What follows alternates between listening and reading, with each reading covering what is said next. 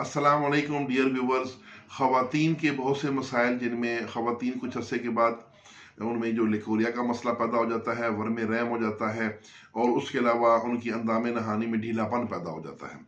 तो उनके लिए नुस्खा सीता सुपारी 1 तोला, मगज़ जामन खुश्क 13 ग्राम, अकाकिया 11 माशा, मोचरस 12 माशा, कचूर 13 माशा, गोंद ढाक 1 तोला, माजू 2 तोला, माई 1 तोला, गुल अनार 1 तोला, गुल धावा 1 तोला और जाज हिंदी ये 1 तोला।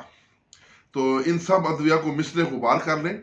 ये एक दवा, इसकी एक चुटकी इस दवा की अंदाम नहानी में रखवाएं तो इंशाल्लाह दीगर तमाम मसाइल के अलावा जो बयान किए हैं वो ठीक होंगे और उसके अलावा औरत भी मिसल जवान बाकरा हो जाएगी। तो ये नुस्खा ज़रूर बनाएं, ख़वातीन के लिए बहुत ही मुफीद है।